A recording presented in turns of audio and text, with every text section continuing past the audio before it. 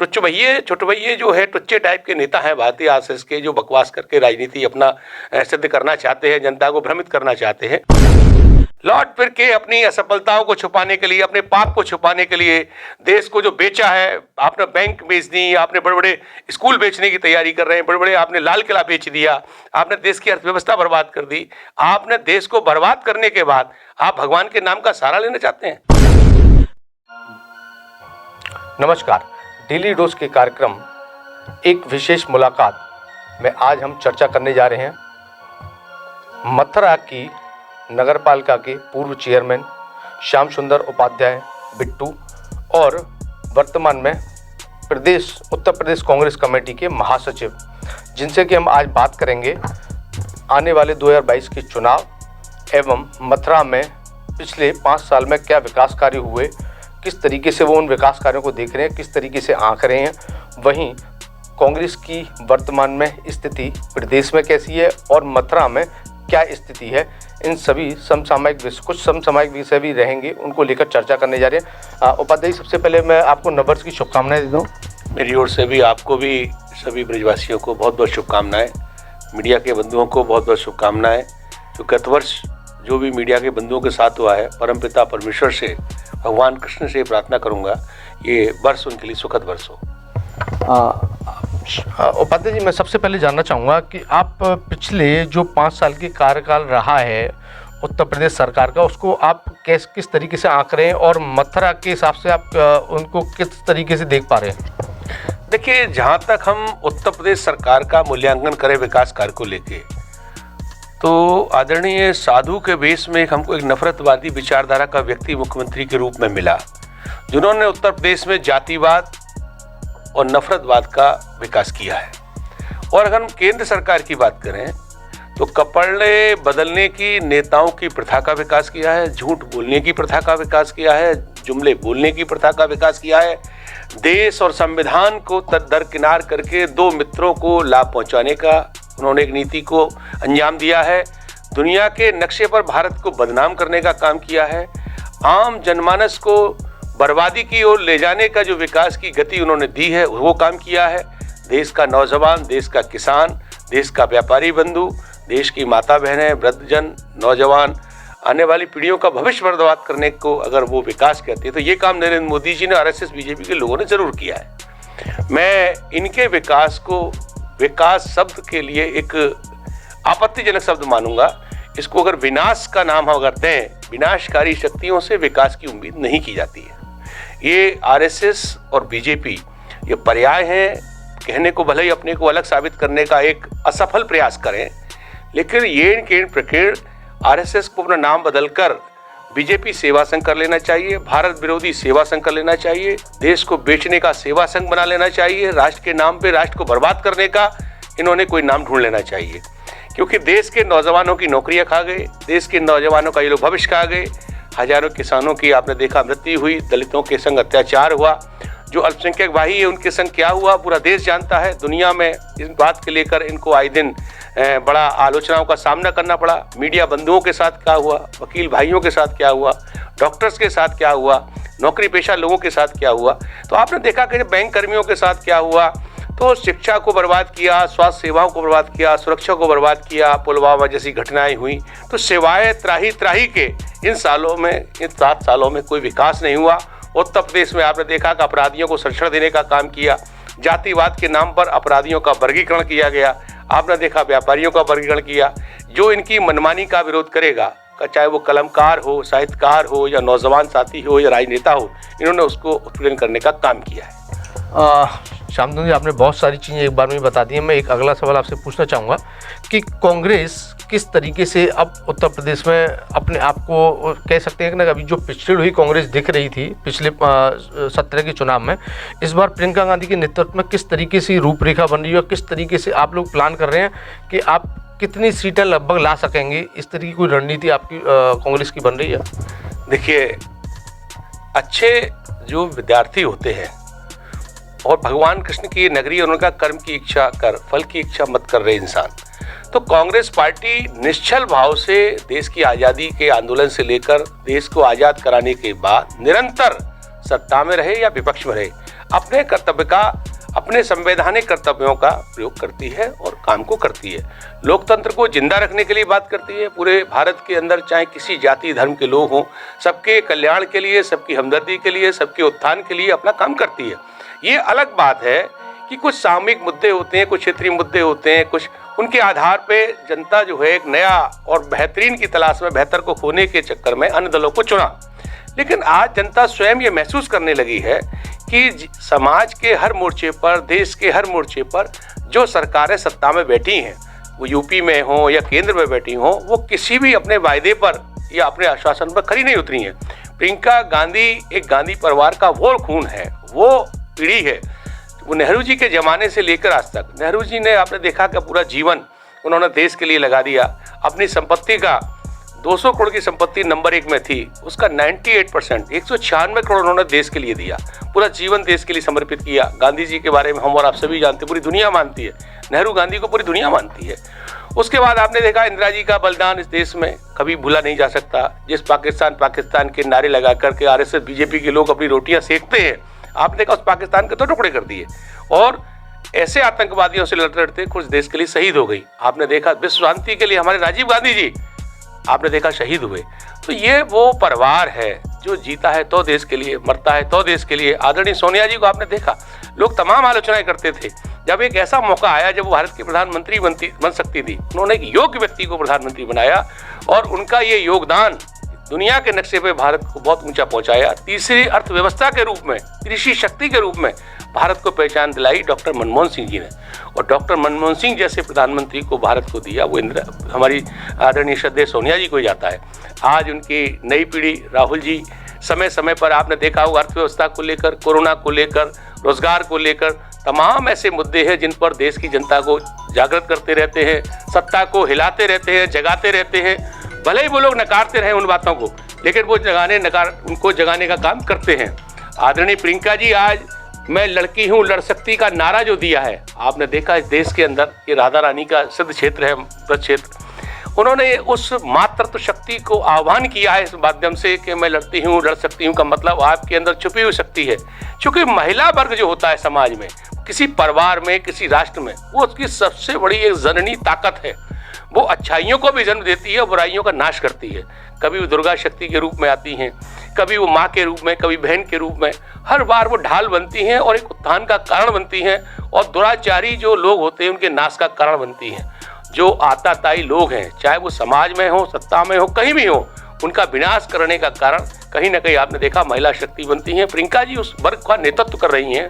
कांग्रेस की राष्ट्रीय महासचिव तो हैं ही वो, समाज के सभी वर्गों के लिए तो काम कर ही रही हैं, सबकी आवाज़ उठा ही रही हैं। लेकिन उन्होंने हमारी बहनें जो हैं, चाहे वो माँ के रूप में है या यंग एज की बच्चियाँ हैं, उनको भी रोजगार की ज़रूरत है, उनको भी बेहतर भविष्य की ज़रूरत है।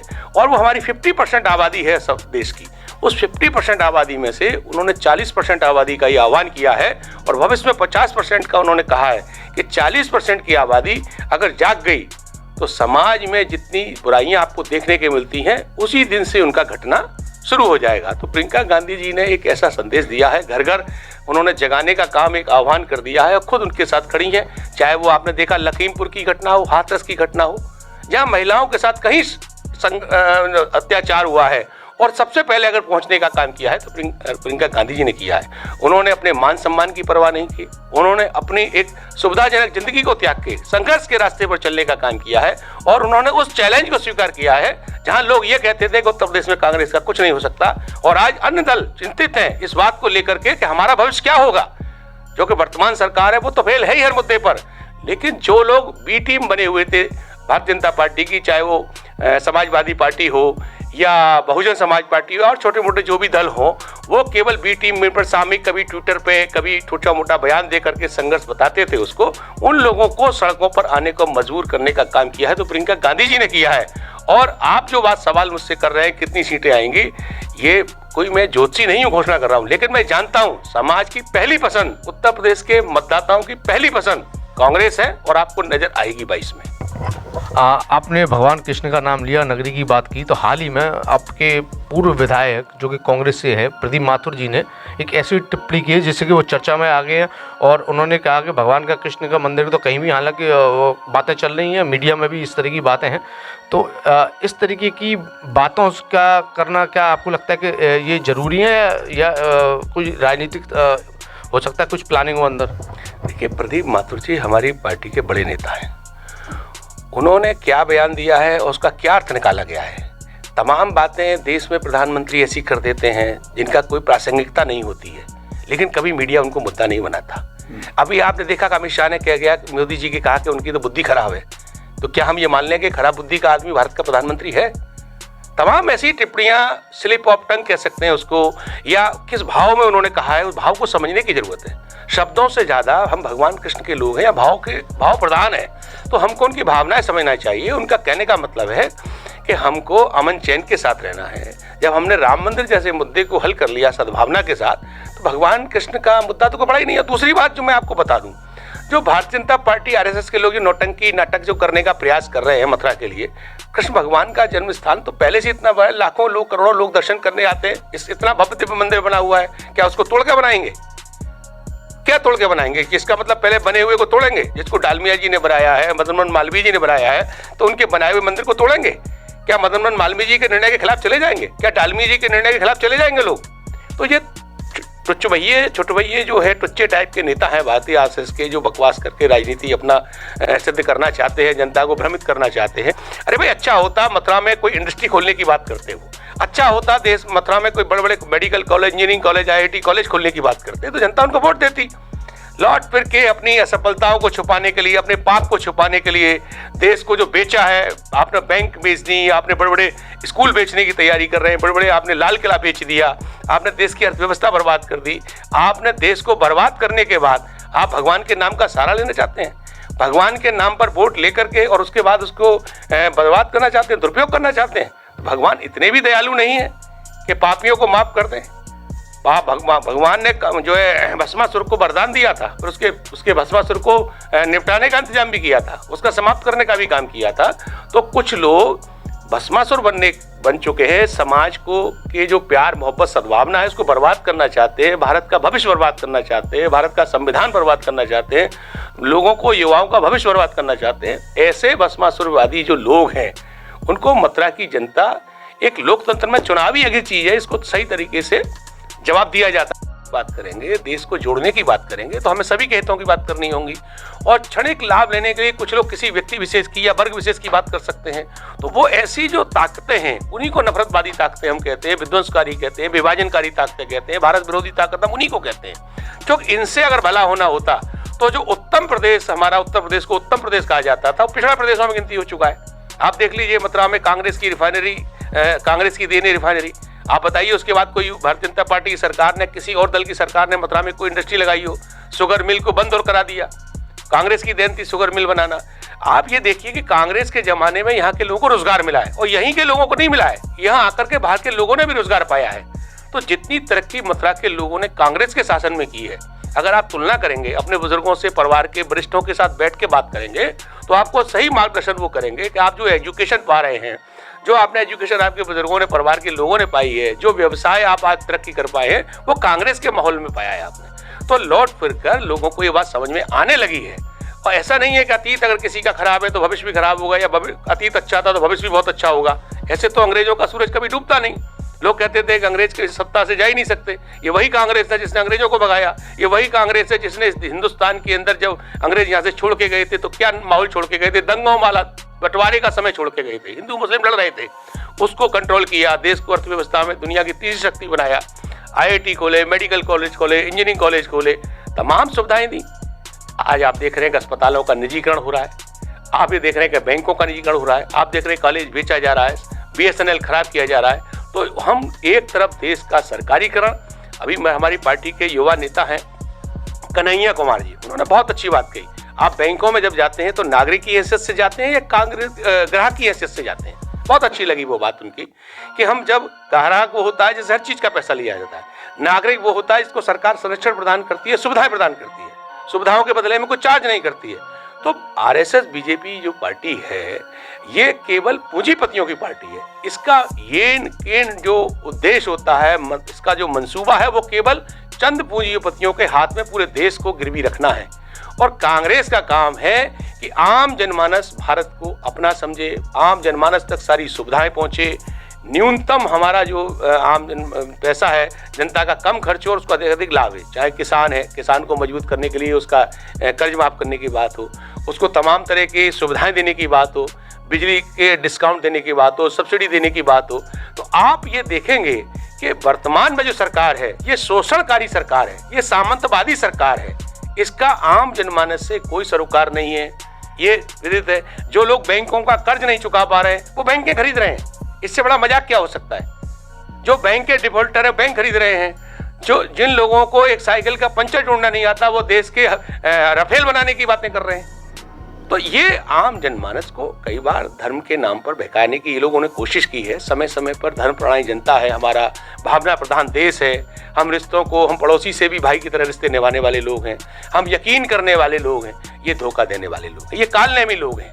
इन्होंने विश्वास में विश्वासघात किया है और विश्वासघात तभी होता है जब हम किसी में विश्वास करते हैं। कांग्रेस का एक ऐसा विश्वास है जो दुनिया जानती है, ये गांधी जी की विचारधारा के विरोधी है, उन गांधी जी की विचारधारा के विरोधी है जिनको दुनिया प्रणाम करती है।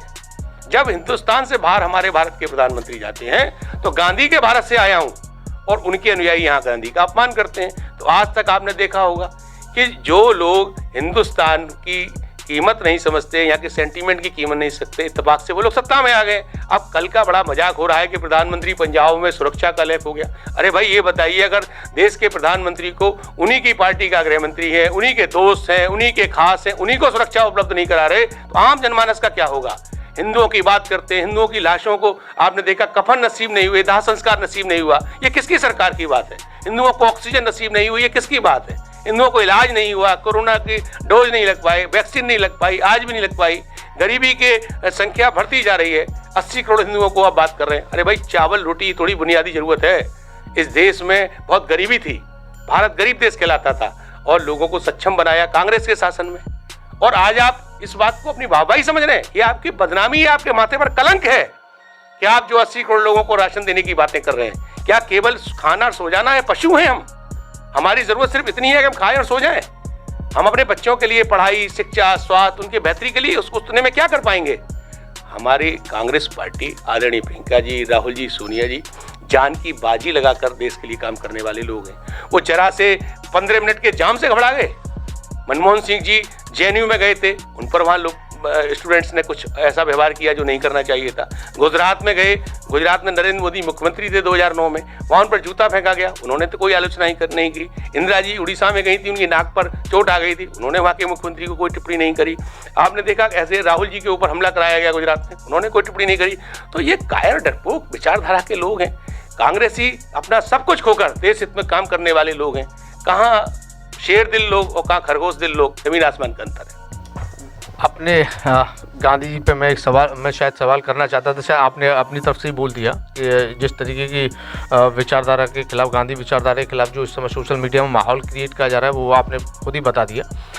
मैं अब वापस से आ जाता हूं और अपने जो प्रधानमंत्री के जो इस समय दौरा हुआ पंजाब, उस पर भी आपने जवाब खुद ही दे दिया है। तो सवाल तो मैं पूछना चाह रहा था लेकिन वो हो गए। खैर अब मैं ये पूछना चाहूँगा आपसे कि कांग्रेस की मथुरा की 4 विधानसभा, एक मथुरा विधानसभा पर तो ठीक है आपका कैंडिडेट प्रत्याशी दिख रहा है, तो क्या कांग्रेस को अब प्रत्याशी खोजना नहीं चाहती है कांग्रेस, या उन्होंने मन मना लिया है कि अब जो है उसी से काम चलाना है, या उनके पास कोई विकल्प है कि और प्रत्याशी नए चेहरे, अच्छे चेहरे आ सकते हैं? राजनीति का मतलब होता है राज की नीति, राज करने की नीति, गोपनीयता की नीति। हर चीज़ को मीडिया के माध्यम से पहले बता दिया जाएगा तो कैसे काम चलेगा? चुनाव की घोषणा होने दीजिए, नामांकन की डेट आने दीजिए, अखाड़े में पहलवान कांग्रेस ऐसे उतारेगी कि लोगों के चक्के छोड़ा देगी, ये वक्त बताएगा आपको। हम कोई भाजपा की तरह लंबे चौड़े जुमलेबाजी नहीं करते हैं। हम वास्तविकता में जब सामने मुकाबला होगा तो आपको पता लगेगा। कांग्रेस की तैयारियों को जितना लोग कम आंक रहे हैं उनकी गलतफहमियां दूर हो जाएंगी। मथुरा वृंदावन विधानसभा सीट काफ़ी हॉट सीट भी हो सकती है, क्योंकि ऐसे अंदेशे लगाई जा रही हैं, चर्चा है मीडिया में कि योगी आदित्यनाथ यहाँ से चुनाव लड़ सकते हैं। दूसरा इसी से साथ सवाल है कि जैसे प्रियंका जी ने दावा किया कि 40% महिलाओं को टिकट में, मथुरा से 5 विधानसभाओं से किसी पे कोई ऐसा प्रत्याशी जो महिला प्रत्याशी चुनाव लड़ सकता है? देखिए, दो बातें हैं। योगी आदित्यनाथ कहाँ के योगी है मुझे तो मालूम नहीं। योगी जैसा उनका कोई आचरण तो कभी दिखता नहीं है। सत्ता के योगी हो सकते हैं, लेकिन धर्म और हमारी जो संस्कृति है, भगवान कृष्ण को योगी कहा जाता है। ये तो योगी राज श्री कृष्ण की नगरी है, तो योगी की परिभाषा ब्रज के लोग अच्छी तरह जानते हैं। अपराधियों को संरक्षण देना अगर योग है तो हम लोग कभी नहीं चाहेंगे। जातिवाद के नाम पर, धर्म के नाम पर नफरत फैलाकर अपराधियों को संरक्षण देना या दूसरे लोगों का उत्पीड़न करना, अगर ये किसी योगी का कार्य है तो हम ऐसा योगी कभी नहीं चाहेंगे। मथुरा सद्भावना की नगरी है, रसखान की नगरी है, भगवान कृष्ण की नगरी है। हमारी जो संस्कृति है, बाहर से आए हुए लोगों का अतिथि का सत्कार करने की नगरी है। और यहाँ पे मनीराम बागड़ी का एक्सपीरियंस लोगों को याद है। यहाँ पे सांसद हेमा मालिनी जी का एक्सपीरियंस लोगों को याद है कि 10 साल से सांसद है, दूसरा टेन्योर है उनका, दूसरा चल रहा है। तो उन्होंने क्या किया है, सपनों के देखने वाली ड्रीम गर्ल उनके बारे में जो था, वो यहाँ की सांसद भी ड्रीम गर्ल ही है। मतलब कब उन लोगों को सपने में आ जाए, बस उतना ही है, मिलना तो संभव है नहीं उनसे किसी का, तो आम जनमानस के बीच कभी वो जाती नहीं। तो अब इस अनुभव को मुझे नहीं लगता कि मथुरा की जनता दोहराना चाहेगी। और चुनाव लड़ने को भारतीय जनता पार्टी, आरएसएस के लोग आलोचना कर सकते हैं। राहुल जी केरल चले गए तो लोग उन्होंने आलोचना की। अब मैं नहीं समझ पा रहा योगी जी गोरखपुर छोड़ के क्यों भाग रहे हैं। क्या वहाँ उनको जीतने से डर लग रहा है? गोरखपुर की जनता पे विश्वास नहीं रहा उनको? क्यों भाग रहे हैं गोरखपुर छोड़ के? क्या गोरखपुर की जनता उनको नहीं जिताएगी? अगर एक उनका सांसद हार गया है गोरखपुर में, या प्रियंका जी ने बहुत जबरदस्त रैली गोरखपुर में कर दी है, तो क्या उससे घबरा गए? बनारस की रैली जबरदस्त हुई है प्रियंका जी की, तो क्या योगी जी में घबराहट पैदा हो गई है? मुरादाबाद की रैली ने उनको हिला दिया है। लड़की हूँ लड़ सकती के नारे में 10 हजार लड़कियां बेचारी मैराथन कर रही हैं, शक्ति संवाद हो रहा है चारों तरफ। महिला शक्ति ने अपना एक अच्छा संदेश देने के लिए एक संगठित होकर काम कर रही हैं, तो क्या उससे योगी जी घबरा रहे हैं? भगवान कृष्ण की नगरी सभी के लिए स्वागत करती है, लेकिन उस व्यक्ति का स्वागत करती है जो भाईचारा, सद्भावना, प्रेम का प्रतीक बन के आए। नफरत का प्रतीक कोई बन के आएगा, फिल्मी डायलॉग बोल के राजनीति करना चाहेगा, उसके लिए मथुरा उसको करारा जवाब देगी। मथुरा में आपने देखा होगा कि बड़े बड़े नेता हारे भी हैं यहाँ, ऐसा नहीं, अटल बिहारी वाजपेयी भी यहाँ से हारे हैं, उन्हीं के शीर्ष नेता हैं। तो अब इसका जवाब तो उनके काल्पनिक जवाब का काल्पनिक सवाल का काल्पनिक जवाब ही हो सकता है। मथुरा की जनता न जातिवाद की राजनीति चाहती है, न अपराधवाद की राजनीति चाहती है, न माफियावाद की राजनीति चाहती है, जो गोरखपुर के बारे में लोग सुनते और कहते हैं। तो मथुरा की जनता सद्भावना की राजनीति चाहती है। यहाँ कोई गैंगवार जैसी स्थिति नहीं है। विरोधी राजनीतिक हो सकते हैं, लेकिन व्यक्तिगत रूप से बड़े प्रेम सद्भावना से लोग मिलते हैं। कोई जातिवाद की यहाँ लड़ाई नहीं है, धर्मवाद की लड़ाई नहीं है। हमारे हिंदू, मुस्लिम, सिख, ईसाई सब आपस में एक दूसरे के रस्म और रिवाज का सम्मान करते हैं, उनके त्योहारों में शरीक होते हैं, उनके दुख में सुख में शरीक होते हैं, उनके शादी विवाहों में शरीक होते हैं। तो यहाँ कोई नफरत का माहौल तो नहीं बनने दिया जाएगा। मेरा मथुरा की जनता पे पूरा भरोसा है। अगर कोई ऐसा व्यक्ति यहाँ चुनाव लड़ाने के लिए आता है तो मथुरा की जनता उसकी जमानत जब्त करा के भेजेगी, ये मेरा विश्वास है। मैंने जो सवाल आपसे रखा था कि इसमें क्या महिलाओं को किसी तरीके से दिख रहा है और कोई नया चेहरा मथुरा वृंदावन के लिए नजर आ सकता है? देखिए, नया क्या पुराना क्या, जो लड़ना चाहेगा प्रियंका जी के यहाँ आवेदन करेगा और हमारी पार्टी उसको मूल्यांकन करेगी कि ये केवल लड़ने के लिए आए हैं या वास्तव में इनकी भावना देश सेवा की है।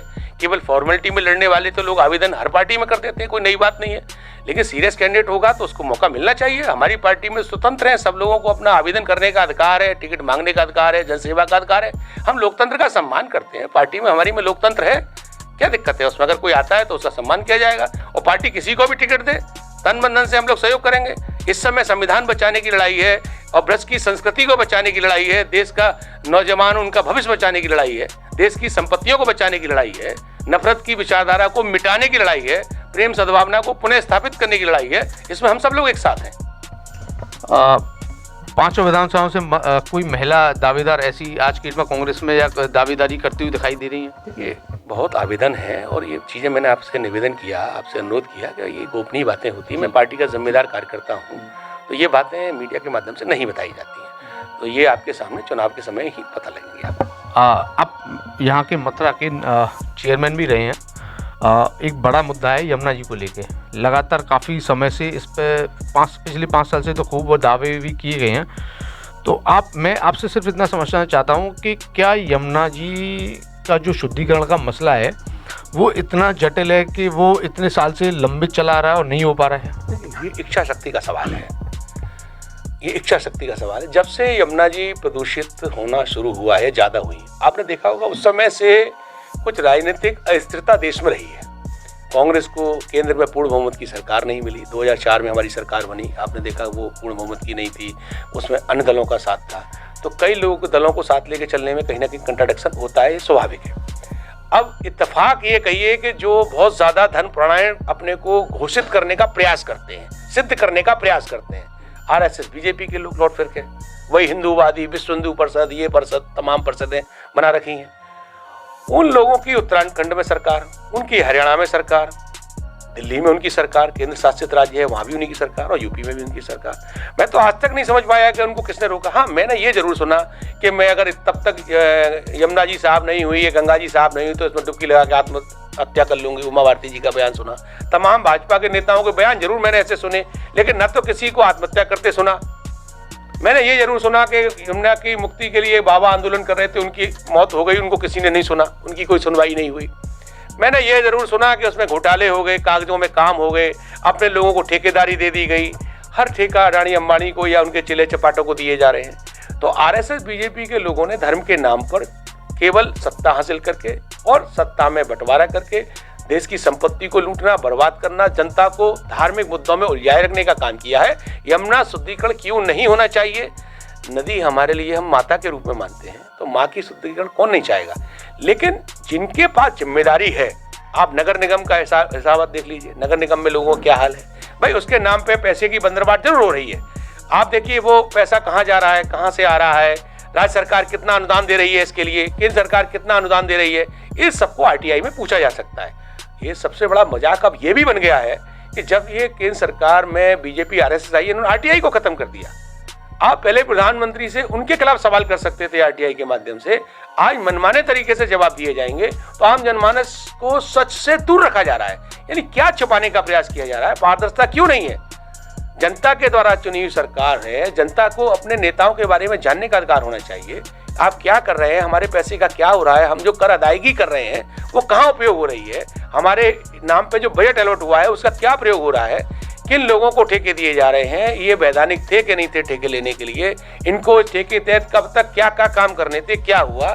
तो अकाउंटेबिलिटी यानी जवाबदेही, तो अधिकारी वर्ग भी सत्ता के हिसाब से काम करता है, तो अधिकारी भी निरंकुश हैं और सत्ता में बैठे हुए लोग हैं ये तो अपने को सर्वोपर मानते हैं। ये तो ऐसे जैसे कोई ये लोकतंत्र के सदस्य ना होकर के, संरक्षक ना होकर के राजतंत्र के लोग महसूस होते हैं। जवाब देने में अपनी तौहीन समझते हैं। लोकतंत्र में विरोध खूबसूरती होती है। समाज में कोई बाग जो होता है, आपने देखिए बाग वो खूबसूरत होता है जिसमें तरह तरह के फूल खिलते हैं, वरना एक तरह के किसी चीज़ से उगने वाले को हम बाग नहीं कहते हैं। प्रियंका गांधी बीजेपी की तरफ से कैंडिडेट सामने है मुख्यमंत्री के, योगी आदित्यनाथ। प्रियंका गांधी की दावेदारी मानते हैं आपके मुख्यमंत्री का चेहरा होंगी वो? देखिए, गांधी परिवार प्रधानमंत्री से बड़ा पद है क्या गांधी परिवार के लिए देश में कोई? जब सोनिया जी ने प्रधानमंत्री पद न लेकर के, मैंने आपको बताया कि मनमोहन सिंह जैसा व्यक्ति दिया, तो आप बताइए सोनिया जी ज़्यादा बेहतर रहती या मनमोहन सिंह? कई बार प्रिय लगता, और तमाम सैकड़ों हमारे साथी हैं कार्यकर्ता, वो भी चाहते हैं, कोई इशू नहीं है ऐसा। काफ़ी सारी बातें रखी श्याम सुंदर उपाध्याय जी ने, और लगातार बीजेपी पर इतने ज़बरदस्त तरीके से आज उन्होंने हमले किए हैं, जिस तरह की बातें रखी हैं और कांग्रेस के इतिहास के बारे में लोगों को बताने का प्रयास किया है। हालांकि कुछ सवाल मेरे जो थे उनको उन्होंने बड़ी अच्छे तरीके से घुमा के और उन्होंने बीजेपी पे ही डाइवर्ट कर दिए। जैसे कि मैंने उनसे पूछा था कि कोई महिला इस बार उत्तर प्रदेश के मथुरा ज़िले के अंदर क्या कुछ सीट उनको मिल सकती है, तो उन्होंने इस बात को भी घुमा दिया। हालांकि काफ़ी अच्छी चर्चा होगी या इनके साथ, और दावेदारी शायद इनकी भी होगी कांग्रेस की तरफ से स्पष्ट रूप से, तो ये अभी आने वाले समय में पता चलेगा। आज के लिए बस इतना ही, धन्यवाद।